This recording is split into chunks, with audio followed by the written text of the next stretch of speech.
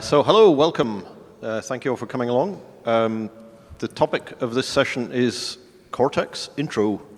So anyone who's in the wrong room, now's a good time to move. No, great, okay, welcome. I am Brian, this is Tom. Hello everybody. And the respective companies that we work for are on the screen there. So let's start with a show of hands. Who's running Prometheus? Well, basically everyone. Couple not. Okay. Sorry, that's on there. My mistake. Is anyone who's actually familiar with Cortex? Yeah, just a couple of people. You should really be putting your hands up. I should put mine a hand up. Yeah, I'm familiar with Cortex. Okay. Okay, so people are okay. So that's where you're at. So you're very much in the right room for the intro session. I'm going to walk through what is Cortex, what's it all about, what problem is it solving, and then I'm going to hand over to Tom, who's going to do a demo. Try. We have time for questions, I think. Just to sort of gauge how much time we might need, did anyone come with a question apart from what is Cortex? Or, okay, well maybe you'll get some questions. Maybe some will enter your head during the session, and we can cover those at the end, but that's great.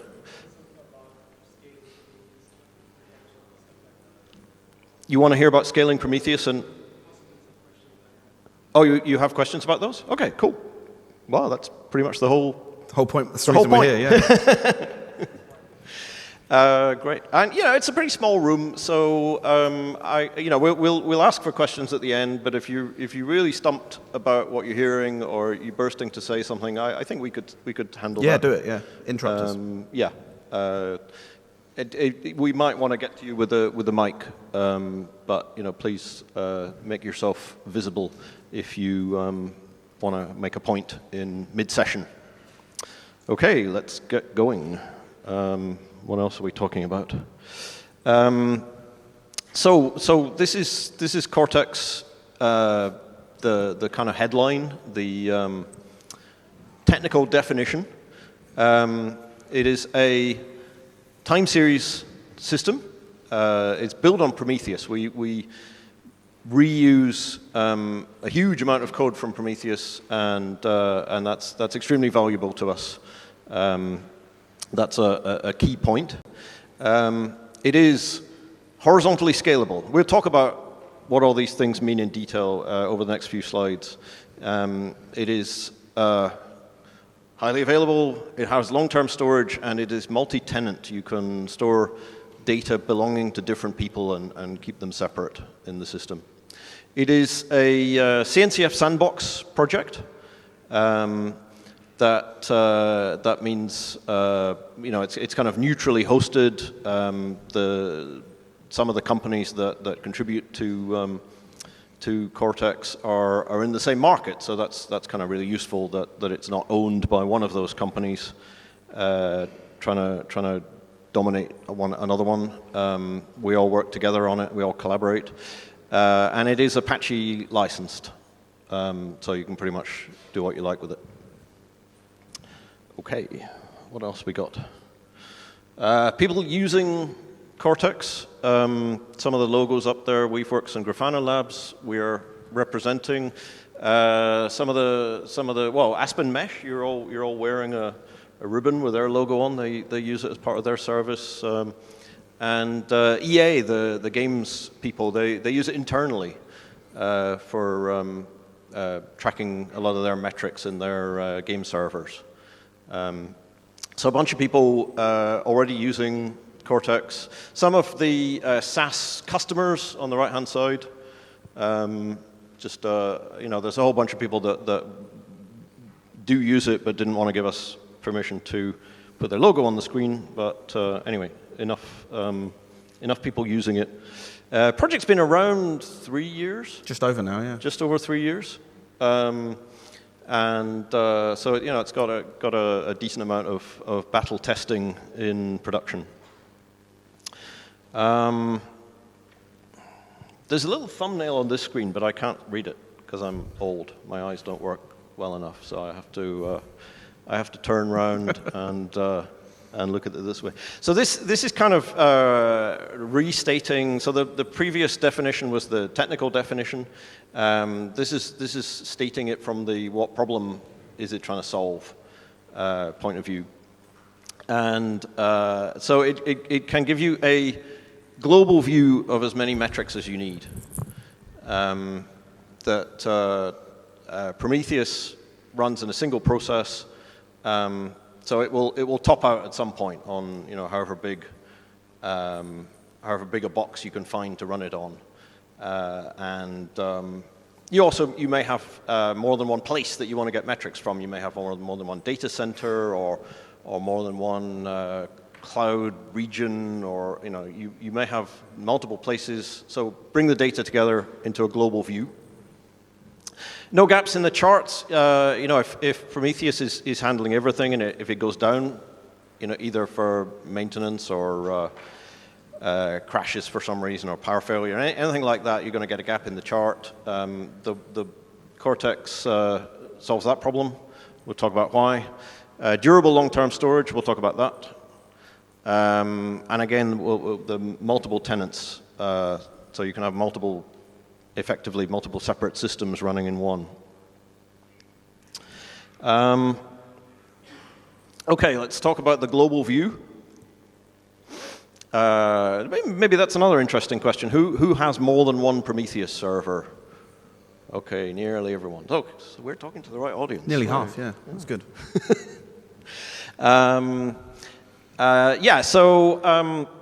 So in fact, the way most people run Cortex, we actually run Prometheus as well as Cortex.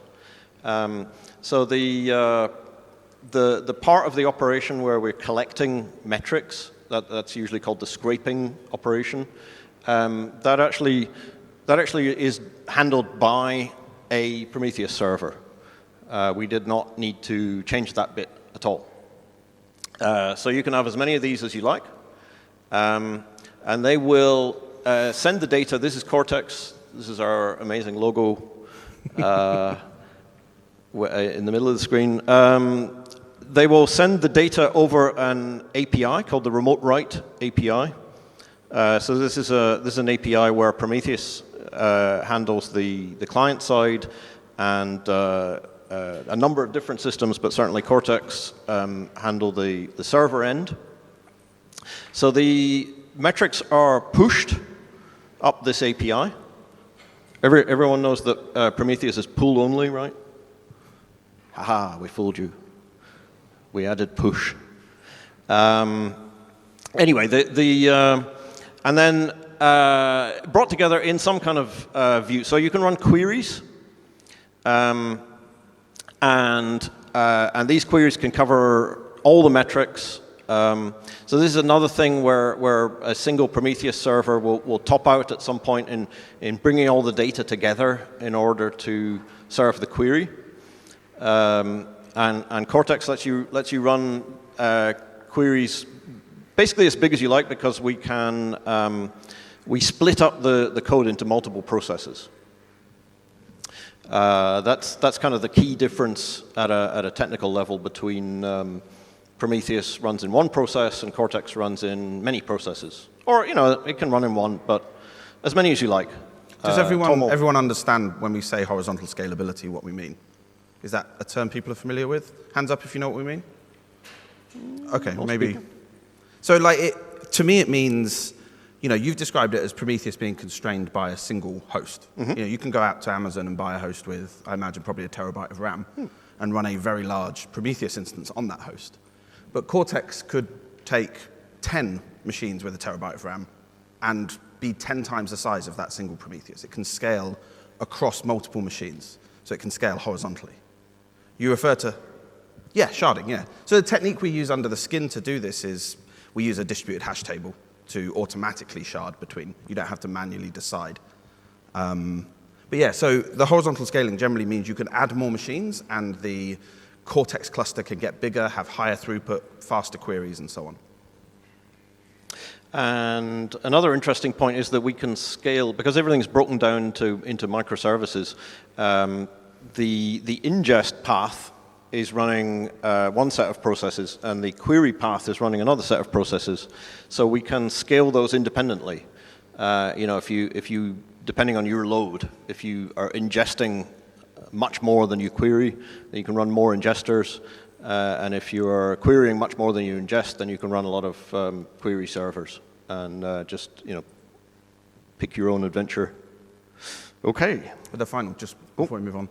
Thank you, Tom. One of the nice things, one of the limits we set in the Prometheus community is like what we think is reasonable to run in a single machine. And so normally if, sorry, we've lost the slides. Well, you don't have to. Normally if you're querying more than a few 100,000 time series in a single query, we're going to say like your query is bad. You need to think about pre-aggregation with recording rules, this kind of thing. That's in Prometheus. In Cortex, I need to unlock it with my magic finger.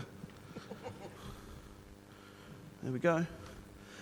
In Cortex, that argument falls flat because you could have, Grafana Labs, I think we've got 15 or 20 clusters around the world, Kubernetes clusters. So we've got at least 15, it's actually more like 30 or 40 different Prometheuses sending to our internal Cortex cluster. And so any argument about 100,000 being the limit for Prometheus, gets times 30 when you apply it to Cortex, for instance. So we've had to put a huge amount of effort into the query path to make it scalable so that you can do the same query you would run against Prometheus, you can run it against Cortex just over 30, 40 times the data. That was the final point I wanted to make. And it's really fast. It's mostly really fast. We've put a lot of effort in the last year or so in making the query path really actually, I think I should advertise there's a deep dive session, and one of the things we plan to talk about there is query optimization. Yeah, I'll stop there. It's really interesting. If you're into query optimization, we're going to go into a lot more detail then. Anyway, let's move on to the next kind of point. I said we achieve no gaps in the data even though machines can fail. And we do this by replicating the data. So the data comes in over that remote write API I mentioned earlier. And it gets replicated. You can pick the factor, but I think most of us run with 3. And so what that means is one of these machines can lose power or something like that, and restart, and we've still got the data over here. And in fact, 2 of them can die, and we've still got the data. The data does live in memory for a bit as we're compressing it. That's one of the features of a good time series database is you get incredible compression in the data from the raw samples come in like 8 bytes per value and plus the timestamp, and that gets crushed down to a little over a byte per sample. So that's why we hold the data in memory for a while, and if that machine crashes, you will lose the most recent data, and that's why we replicate it into some more machines. And all of that happens in memory, so it's really fast. The next part is the storage, which I'll talk about then. So we did not want to write a storage system. Actually, when we started writing Cortex, Tom started writing Cortex. The Prometheus storage engine was quite a lot worse. They made that engine quite a lot better in version 2. But either way, the Prometheus storage engine is not built for sharding. It's not built for massive scale. And we did not want to write one that is. When there are already things you can take off the shelf which are designed to run at enormous scale. So most of the Cortex systems I look after run against DynamoDB. Most of the ones that Tom looks after run against BigTable. It also talks to Cassandra. If you are skilled at administering Cassandra, otherwise don't go there, just pay, because it's so much easier. And the other one on here, BoltDB, we use that to, if we want to run a very small instance, like on your laptop, just writing to files on disk. So that one's not built for enormous scale. But Cortex has multiple backends coded into it, and you basically pick one when you configure it, and that's where your data goes. I should maybe explain why is S3 and Dynamo and GCS and BigTable. So the table type of storage is needed for the index, how we look up the data in a kind of a tabular index, and the data samples themselves, which are kind of saved in chunks of a few K. You can put them in Dynamo as well, or BigTable as well, or you can put them in the sort of blob store S3 type of storage. So you can either use the table style only, or you can use table plus blob. There is not an option to use blob only. Not yet. Not yet, which is a little bit of a shame because it's a lot cheaper. That's what I'm working on, actually. I want to use DynamoDB to build the index locally, and then flush that out to a blob store. Yeah. So final thing, do you mind if I just add one thing here? Sure. Just one more thing. Just one more thing. Like, a question I commonly get is if we use DynamoDB or BigTable, which are already these really scalable key value stores, is what purpose is Cortex serving, right? A lot of people would just say, well, you just should have Prometheus write straight to BigTable, for instance. And the problem is, like, a lot of these systems, they're designed for huge scalability. They're designed for millions of QPS. But 1 million metrics a second is not that many metrics. Like on your, the kind of footprint we've discussed, like 30 different Kubernetes nodes distributed around the world of relative size clusters distributed around the world of relatively reasonable size can easily generate huge orders of magnitude of metrics that would easily overwhelm, or not overwhelm because they're very scalable, would easily cost you a lot of money to run a BigTable cluster big enough to consume that amount of writes.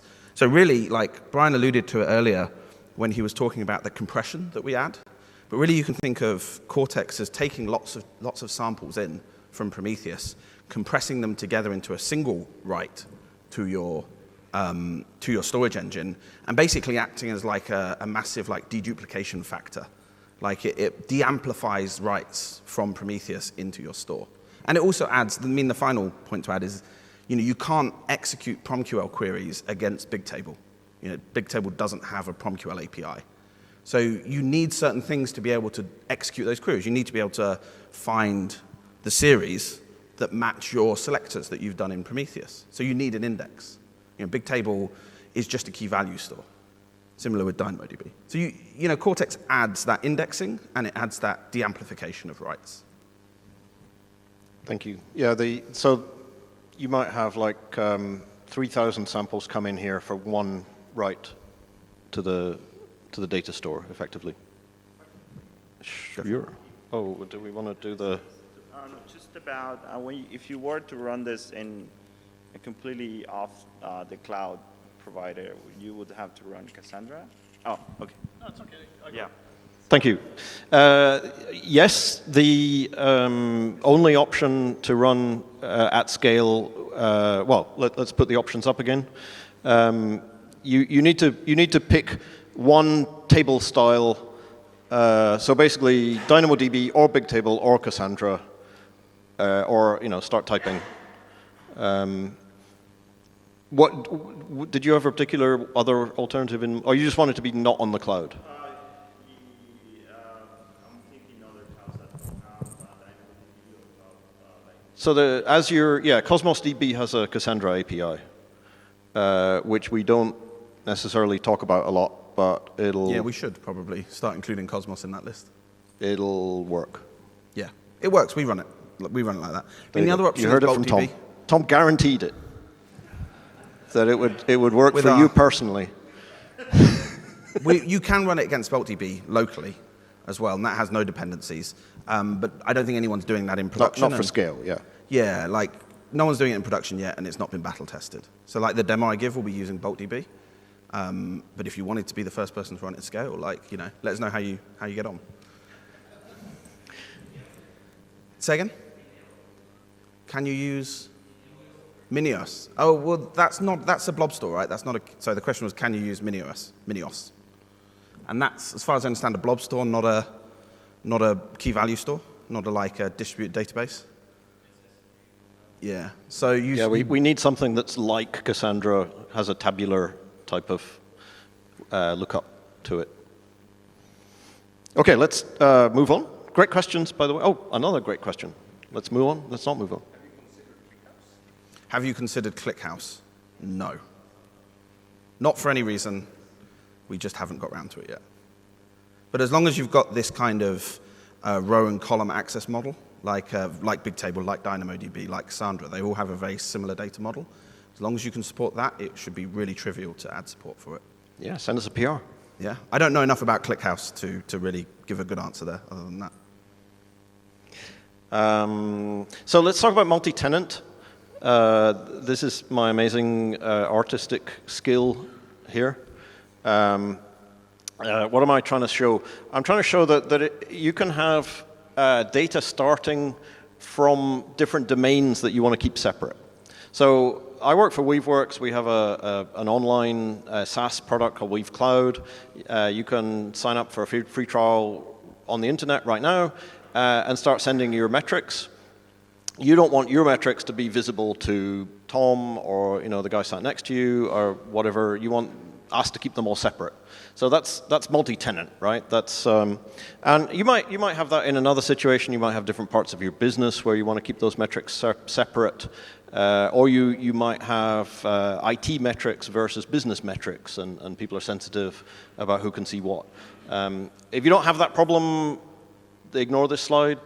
Have a little sleep to yourself for a minute. But basically, all that we do is we let you assign each of these different tenants or domains of metrics with an ID, and I've just colored them here. And then we hold on to that ID all the way through the system, into the database, through the queries. And when you come in to make a query, you identify yourself as the same tenant, and you will get only those metrics. You will have no information whatsoever about any other tenant when you come in through the query API. So Cortex does not implement authentication, passwords, anything like that. Cortex assumes that you can find something else that does that. And that might be some kind of reverse proxy like an Nginx, or it might be something more sophisticated. We don't care. All we need is that when you come in, you come in with an ID which is unique for one of those tenants, and the ID is a string of any style that you want to pick. I have a question here. Is that done as a label on Prometheus? No. This is, I think, if you did it as a label, then that would require that all your queries queried on that label. And what we don't want to make it up to the person writing the query as to whether they get the information they're entitled to see. So we add this ID in the API here and here. And it's invisible to the query that like if you're using a tool like Grafana, for instance. Yeah. It's a HTTP header. Yeah. Well, you can only send you can only send the data with you can't tell Prometheus to sort of send half the data down one channel and half the data down another channel. So one of the tricks we use for our billing pipeline, we use Cortex for billing, is we actually do what you've just described and promote an external label to be the tenant ID. And so we've written a little proxy that will basically take a label and promote it to the header. That's like 100 lines of Go. I think it might be open source, but so you can do that kind of thing if you want, but it's outside of the scope for Cortex. Yeah, so Cortex is in the business of hanging on to these IDs and tagging every piece of data with this ID all the way through the system.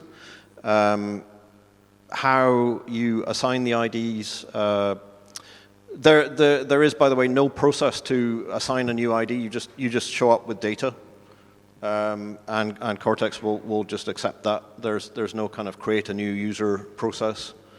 You might need that. For instance, if you're running a billing system, you might need someone's credit card before you create a user, but that's out of scope of Cortex. Cortex just sees a new ID and says, okay, great, I'm storing data for a new person. So that is pretty much my walkthrough. Those are the problems that Cortex solves and a little bit about how it solves them. And I'm going to hand over to Tom now, who is going to show it in action. When do we finish? When do we finish? 22? 10 minutes. Because I just heard them clap, so I assume we're under time pressure. Right then. Type quickly. I'll type quickly. So I'm going to, my main aim, how do you display preferences? Displays. Do I need to dance for a bit longer? Yeah, if you don't mind. Well, we could take a quick question if there is one. Yes? So your question is, how does this compare with Thanos? Oh, Influx. Yeah, so Influx is a whole different database. So yeah, there's a bunch. You can send your metrics to Stackdriver, InfluxDB. You can send your metrics to people who have their own database.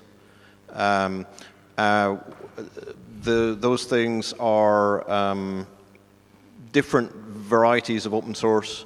Cortex is fully open source. So for instance, in InfluxDB, you don't get the clustering. The HA is not part of the open source project. Stackdriver, none of it is open source. So yeah, you can pick one of those. They work great. The unique thing, as far as we know about Cortex, is that it's open source. Thanos is solving the same problem with very different engineering trade-offs, and we probably don't have time. We'll do that in the deep dive. The interesting thing is I can't move my mouse to the right for some reason. Okay. Has anyone experienced this bug before? Can't move it to the right? Yeah, look, it just stops there. Oh, okay. What if you put the screen in mirroring mode or something? This is in mirroring mode. It is in mirroring mode. I'm gonna if I unplug it and plug it back in, will it work? Yeah, okay, I'm doing it. Well, we can learn about AV. Yeah. This is turning into an intro to AV course. I think there was another. Oh, are we ready to go? The mouse works. Does the screen? Oh. Was there another question? Yeah. Oh, the screen's gone again. Oh, it's back. Good. Can you send the data from Cortex to two different databases? I don't think that's a native feature of Cortex. It is actually a feature of Cosmos DB. You send it once, and Cosmos DB will replicate it to multiple data centers. BigTable has a similar feature. BigTable has a similar feature. Dynamo. Yeah. Okay, so it's not a feature of Cortex, but it's a feature of a lot of the storage backends that they will do that multi-region replication for you. So when we run a multi-region cluster for customers, that's how we set it up. We do the replication at the index. We use a global bucket, and then we just run 3 independent Cortex clusters and master elect between them in the front end. But a lot of that's kind of out of scope of Cortex, for now at least. I'd hope we could open source a bunch of that. Yeah, you can run, Grafana horizontally scales as well, but... Sorry, the question was, can you run in horizontally scalable Grafana effectively, failover Grafana pairs? And you can, but it's kind of out of scope for this talk. Anyway, right, so my main aim for the next kind of 5 minutes is to show you how easy it is to kind of experiment with Cortex on your laptop. I kind of call this airplane mode. Hopefully you'll see why. So you can go and grab Cortex, just go build it. We publish Docker binaries, Docker images, but we don't actually publish Golang, pre-compiled binaries for anything else yet because it's so easy to compile. And when you run it, you'll see it kind of starts a whole bunch of different modules, creates some tables in its BoltDB instance, and then it's ready to go. The reason it's broken down into this kind of modular fashion, I'm running a single process, single binary here, but you can take the same binary and just run it as an ingester, just run it as a distributor, just run it as a querier, and get that kind of independent scaling that Bryan talked about. Anyway, so that's running. It's listening on port 9009. So I'm going to start a Prometheus here. I'm going to show you examples, prometheus.yml. In the Prometheus config, I've got this line here saying remote write to my local host. Can everyone see that? I'm standing in the way. Remote write to localhost 9001. It should be 9009. So it's writing to 9009 now, and I'm going to start Prometheus. And I'm also just deleting the old data. So now this line here is telling us that Prometheus is pushing to that endpoint. So this Prometheus is just set up to scrape itself, so it's just gathering some metrics about its own functions, and it's just going to push them all to Cortex. As we can see, Cortex is still happy, and I'm going to run a Grafana now.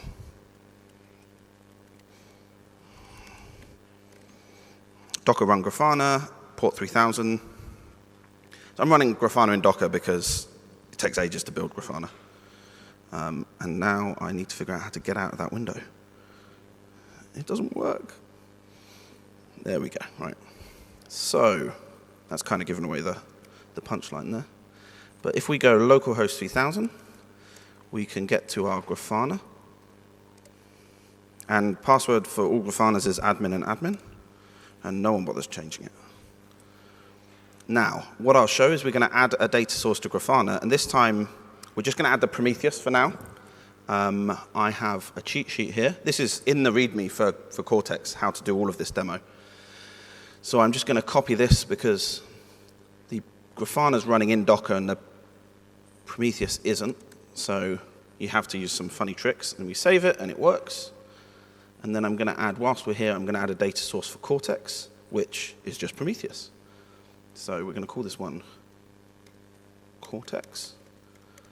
And it's going to be pretty much the same thing. I said Cortex was listening on port 9009, and there's a little prefix on the URL as well, save and test, and that works. So in the explore mode, we can see, does anyone know a good Prometheus query? How about we do Prometheus TSDB head series, nope, samples.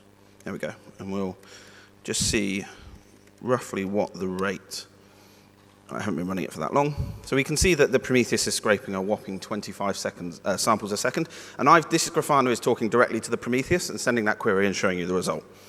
Now we can, this is, by the way, this is a new feature in Grafana, which David will be talking about like on the last day, called Explore. It's pretty cool. Switch to Cortex, you can see that you get exactly the same answer. So this is Cortex 101. I've run a Prometheus. I've had it send data to the Cortex. I've run a Grafana. I've had it query the Prometheus and query the Cortex and show you that you get the same result. So that's the basic.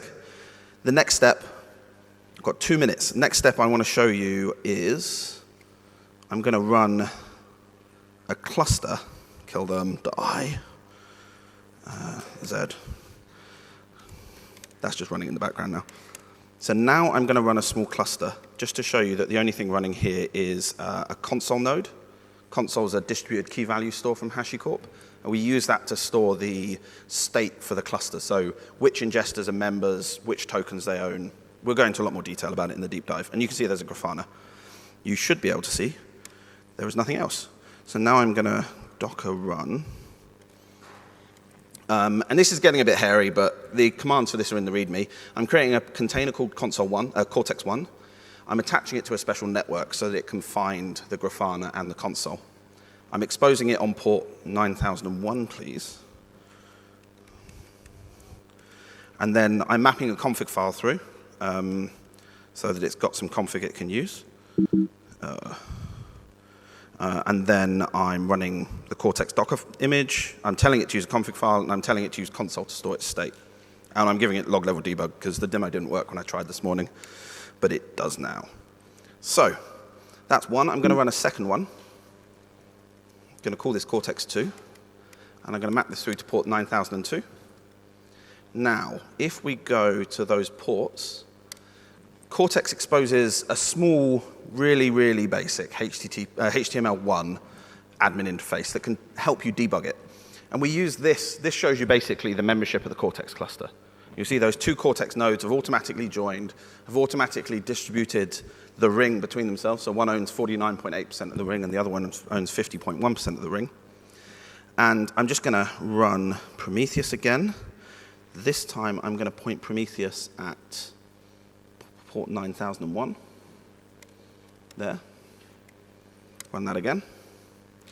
And I'm going to change my Cortex in data source in Grafana to point to 9002. And it should be, sorry, it should be Cortex to 9009. Yes. So now what I've done is you can run the query again. You can see Prometheus is still working. Prometheus is still working. It's only just started, so there's very little data in there. And I've set Cortex. So Prometheus is writing to the first instance of Cortex, and the Grafana is talking to the second instance of Cortex. Now, if these two things hadn't clustered, my results would be returning empty from Cortex 2.